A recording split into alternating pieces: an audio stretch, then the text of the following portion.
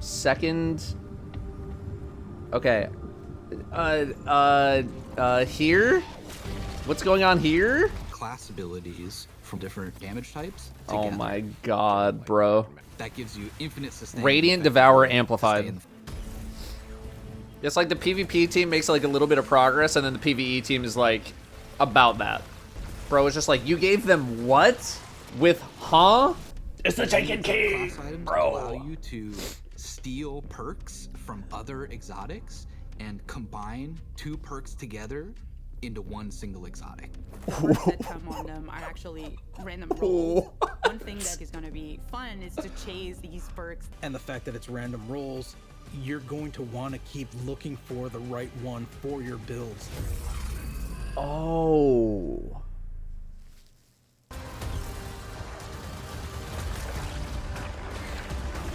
That was like 3 different wall effects at once. Yeah, we kind of got a Vidoc for this. I was not anticipating receiving something like this. I was much more of the opinion that we were going to do the same thing that we've been doing for the past 3 weeks, which is a bunch of devs sitting in their studio, playing the game, talking about this, talking about that. And instead, we got like a full Vidoc showing 3 very key features, I would say, coming to Final Shape. Now, if you are a veteran of the game, you're probably looking down here and noticing that this seems wrong. Bungie is introducing Prismatic, which is a new subclass that's going to allow you to combine light and dark powers from all the different subclasses. I believe they said that you're only going to be able to do specific subclasses, like this is Hunter for now, so Hunters can do Solar, Strand, and Stasis. Does that apply to all characters? No, I think Warlock could do... Maybe Warlock couldn't do Void. I was seeing them with Devour. Oh no, but this dude has a Void Grenade. So I know they mention it somewhere in here. Let's see if we can find it. Binds both light and dark together. The Hunters get this Fire and Ice combo. Titan. Hunters get this Fire and Ice combo. Strand and Arc. Strand and Arc for Titan. The Warlock, Stasis, and Void together. Stasis and Void. Okay. So it's just for the grenade that you get when you activate Transcendence, which is this meter below the super meter.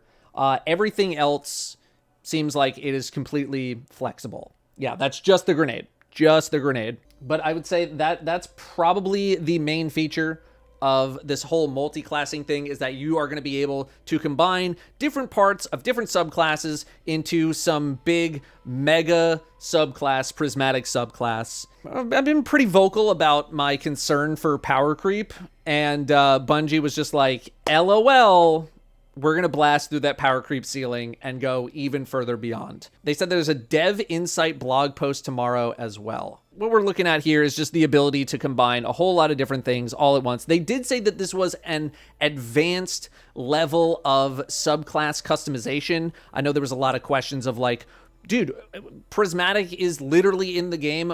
Why would people choose to do literally anything else? You guys got to remember that there's a lot of casuals who play this game, and there are a lot of people who are overwhelmed even by the options that we have right now. So I don't think everyone is just going to be using this if they don't know how to use it to their full abilities. They're probably going to be pretty overwhelmed. It is an advanced level thing. I'm sure there's going to be plenty of tutorials and builds of like, you should combine this with this so you can do this. But I absolutely think there will still be people using just solo mono elements of subclasses because either that's just what they like doing, or they just do not want to be overwhelmed. I'm a very big proponent of, if your build is too complex and there's too many timers to maintain to the point where it's not fun, I don't know how good of a build it is. And this absolutely feels like it could drift into that territory where there's just so many things to micromanage and it becomes not fun for certain players. And you also still have a lot of subclass synergy with a single element and all that kind of stuff.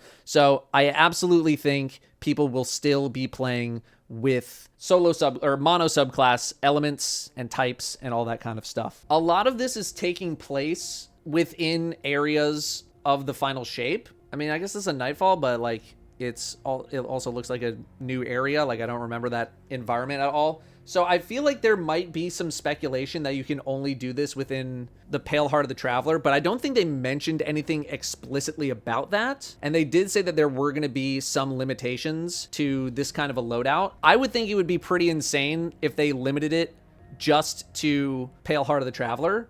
They show PvP gameplay on one of the screens. I don't know if that's oh, they did show PvP? Okay. So yeah, that's another thing. Is just like when PvP was like starting to get some rhythm back, Bungie's like, hey, by the way, we're doing this now. And so PvPers, that's gonna be a little interesting to see. I mean, I guess if we're still within the bounds of like checkmate and all that kind of stuff and those rules, like there's only so much build crafting you can do in PvP, but like they talked about Warlock Lightning Surge being able to be used like 3 times in a row. So like that could just go absolutely, like people are going to find absolutely broken things. And they did say it was a new subclass, technically, even though it's like combining all of the ones that we have right now. I think they also said that there's going to be more fragment slots. I think they said more aspect slots as well. Just like you're going to get more options, mainly because you need a little bit more flexibility when you're working with all of these different elements. So you are going to have more things available to you. I think that was about it in terms of the multi-subclassing. The next thing on the list is the exotic class item. Bungie is introducing an exotic class item in Final Shape where you are going to get 2 armor perks from exotics that might be from a class that is not your own. You are going to be able to get exotic perks from other classes on this item. It will roll 2. This randomly rolled perk will only be active while a prismatic subclass is equipped. Key note. But you are going to be able to get potentially, I think they said randomly rolled exotic class items that come with different intrinsic exotic perks on them. They can be from any class. So there's going to be a lot of hunting to see what you can double up on in terms of exotics in order to make a build go even more insane. Hopefully you can change how it looks. I don't see why you would not be able to change it. I mean, maybe they just leave it like that, but I assume you will be able to customize its appearance, because I feel like that'd be weird if you couldn't. Although I know it's an exotic. I know it's like a true exotic, but because of the nature of it, I think you would be able to switch it. Like, this is a Titan mark with Ophidian aspect. This is like Bungie's way of sort of allowing people to have 2 exotics equipped at the same time. I'm guessing the reason we can't just physically equip 2 exotics at the same time is because I'm gonna guess like it's an engineering issue where that is like so caked and built into the game at this point that like trying to rip that out is just like a massive pain in the ass. So instead, they're just like, dude, just make it some perks, bro. And I think this is also more interesting because it adds a pursuit element, right? And you can do any exotic perk, which is like, how do they even balance this? There's to be so many strange interactions this will bring up. I think that's kind of the point. Like, this is basically Bungie just being like, F it, dude, we ball, and we were already at an 11 and now we're going to like a 14. And it is not the entire perk, yes, because this is Ophidian. It just says weapons ready very quickly, but Ophidians themselves, I will get you the exact definition. Weapons ready and reload very quickly provides a small benefit to airborne effectiveness stat of all weapons. So it's not the entire thing, at least maybe not on every single, intrinsic. I'm sure there's going to be some intrinsics where it is the whole thing. There's going to be some where it's not the whole thing. So it does seem to like take 2 probably pretty significant parts of 2 different exotics and throws them onto a class item. So part of your pursuit in Final Shape is going to be hunting down the perfect class item to go with your prismatic subclass. 2 entire exotics wholesale would be more OP-er, says Cosmo_BNG. Thank you for the intel, Cosmo. Thank you for the clarity. So like half power of 2 exotics versus full power of 1. That would be my interpretation. Yeah. I think that's a easy way of explaining it. Yeah. And also because it's an exotic class item, you're not going to be able to equip any other exotics on your character. So it'd be very interesting to see what sort of perk combinations people come up with. There's no way they didn't QA test every possible role. I would be very surprised if they were able to test every single possible role. That's what we do. There's no way to account for all that. And I'm sure some combinations are going to pop up and Bungie will see that and be like, oh, okay, we got to dial that back. Or maybe there are some combinations that just cannot roll with each other. They could have thought of a couple things that was like, okay, look, this perk and this perk together, that is going to be a problem. So I would anticipate Bungie keeping an eye on game-breaking perk combinations and being like, yeah, these two cannot exist together. Am I sure you can't put on a regular exotic as well? I'm pretty confident in saying that because this class item is going to be exotic. So you would need to be able to equip 2 exotics at the same time, which isn't possible. So I'd be very surprised if you could equip 2 exotics. You couldn't D1. Yeah, but that was a different thing. That's a completely different thing. You know what the exotic class item did in D1? It gave you 10% more XP. Okay, that's not even on the same universe. Okay, don't bring D1 into this. Okay, the next thing is a new enemy race called the Dread. I believe they are called. Several different enemies. We have the Grim, Husk, Weaver, Attendant. The Grim is a flying bat creature. Not that. This is the Husk. Husk is like a melee dude. And when you kill them, they spawn like it's not exactly a moth, but it is like similar to a moth in that it'll come chase you down. Oh yeah, these little dudes have strand and stasis powers. One of their strand powers is being able to launch you forward, like boom, like that. So they can kind of jostle you around. Tendons, which are, they Scion adjacent. There you go. That's that strand power we were just talking about. Sorry, this is also playing in 1.5x speed. So there you go. There's an example of the Husk getting killed and a little dude popping out. It's more of a suck rather than a put. Fair enough, yeah. So yeah, new enemy race. There's the Grim. Is a flying creature with a gun. And again, the Vidoc / reveal has a lot more of the specifics in here if you really do want to get specifics. They did say that they only come out if you kill it the wrong way. True. Someone mentioned the buff UI. We have this over here. It does seem like you can only have 4 things still. So I would love to see like an option to be able to see more, but they did adjust where buffs are on your screen. It's a little more central on the left. And there was also a debuff marker on the right side here because the Grims can scream. And so now your debuffs are on the right. So at least now they're not stacking.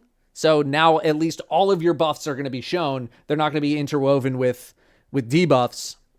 So that's some progress. Yeah, and there was something here as well in the bottom left above your like ammo and ability UI. There was also something at the top of the screen for a different piece of gameplay.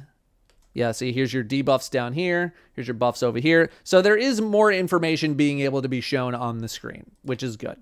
Sorry, I know the bitrate is really scuffed right now because this is a recording of the stream, and there's a lot of things happening. So I'm not really going to talk too much specifically on like the locations and the gameplay, like areas of where we are in the campaign, because you know that's stuff to experience when we actually play it. I just want to kind of go over the big 3, but it does look pretty sweet.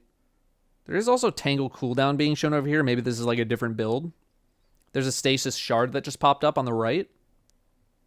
I'm looking. Reconstruction. It's triggered down here as well.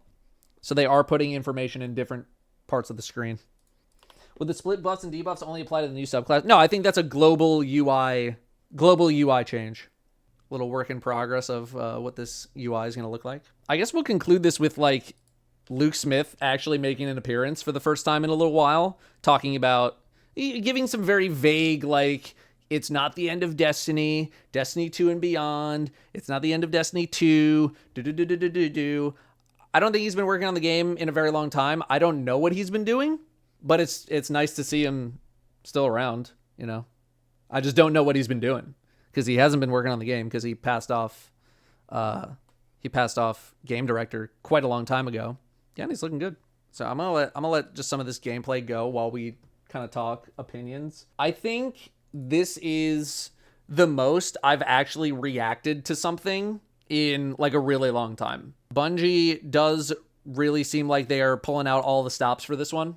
And you know, usually whenever I watch, you know, a lot of these Vidocs or any of this new marketing. It's like, I know the Bungie marketing machine, go burr, right? They are good at a trailer. They're good at marketing. They're good at all that kind of stuff. But this is the first time in quite a long time where I was like, oh my God, they're actually like doing some stuff. They're actually trying to cook. And I think that's been the reaction from pretty much everybody is like, wow, they're really trying to go nuts here. So multi-classing looks super cool combined with the exotic class item. I am a little concerned maybe about like, you know, like this has potential to be incredibly, incredibly strong. And I've been saying for quite a while, we are very, very strong as is. But at the very least, it will be really, really fun to mess with all of these different elements together, the prismatic subclass, making build crafting a little more interesting than it is right now. Because I feel like we know what aspects are good. We know what fragments are good. We know what builds are good. But this is going to give so much room to explore that space in a way that we haven't really gotten in a while. I would say outside of subclass 3.0 when they first came out. And I mean, this is also fulfilling the fantasy that I feel like I get asked about every week, which is like, if you could have two exotics at the same time, what would you, if you could combine two subclasses, what would you, like Bungie's just like, here you go. You can do that now. Now you can do it. So in terms of gameplay, like, it's looking really sweet. I don't know how the campaign's going to go. They gave a little bit of a trailer teaser at the end, and it all looks very good. And I'm anticipating that the gameplay of Final Shape will be on par with Witch Queen and will be on par with Lightfall. Like, I think in terms of gameplay, both of those were pretty darn close. And from what we've seen, the environments look pretty sweet. Gameplay looks neat. I don't know. I'm pretty stoked. I feel bad for the casuals, though. This is going to be so complicated. It is definitely going to be a bit complicated, for sure. But I still think there is fun to be had, even if it is going to be a bit complicated. After the third Into the Light stream, I was kind of like, dude, things are kind of looking up. And then this was the most I've had a reaction to like anything in a long time. I don't know. I'm pretty, I'm pretty stoked now, you know? I'm pretty stoked. Like things for this looking pretty good. After Final Shape, we'll see where we're at. You know, Luke said at the beginning of this Vidoc, like, stay tuned. We'll let you know what we're cooking pretty soon here. Maybe we have to wait until some sort of an August showcase like we've had in over the past few years. I don't know. At the very least, Final Shape itself is looking to be pretty exciting, I think. You know, it's fun to be excited because I feel like historically, or at least over the past like 3 or 4 years, it's kind of been like, yeah, okay, new season. All right, that looks cool. But like, if I react to something, a man with the emotional bandwidth of this range, if you get me to react to something, I feel like you're kind of cooking something up. And I haven't really read too much public sentiment. I haven't gone on Reddit. I haven't really gone on Twitter. I know my tweet's doing really well. Like if my tweet's doing really well, like something good's happening. 6,000 likes. Yeah. I don't hit over 5,000 very often. So like sentiment's really up, which is great. I think people are really stoked. I think Bungie's cooking right now. And I'm pretty excited to like mess around with the stuff because it was just so unexpected, you know? Like usually you mention a new subclass or something, you hear about it 6 months in advance. So to hear something like this so close to the launch and have it be so unexpected just added to the surprise. I think that's why I was so surprised is because they don't do this. They don't do this very often, right? They don't tell us about new giant features 2 months in advance. They usually tell us 6 months in advance and we know what to expect. So I think the unexpectedness is also what is driving a lot of the excitement. No one saw this coming. No one at all saw this coming. I didn't see this coming. You didn't see this coming. We don't know what they have done with their delay, with their extra time. I feel like this is something that needs considerably more time than 3 months. Like, dude, Onslaught, they said they were working on for months. There's no way they turn around Prismatic in 3 months. This has to be something months and months, potentially years in the works. Saw Paul Tassi tweet that said a dev told him what else could they do with their time with the delay. Dude, I mean, to come up with this from scratch and have it in this state for a Vidoc type thing in 3 months just seems insane to me. I'm sure they polished it quite a lot during this time, but to start it up from scratch and get it to the state in 3 months seems insane. Am I worried about high-end content being challenging enough? Bungie is only going to make things so hard, right? They're never going to make things that are like so hard for the top 1% of players. They're never going to do that. So I've kind of just like not really put too much into that anymore. I've kind of given up on the whole like Bungie should make everything in the game super hard for me mentality, just because it's never going to be like that, and it hasn't been. So I think the game will stay appropriately difficult for the widest amount of people.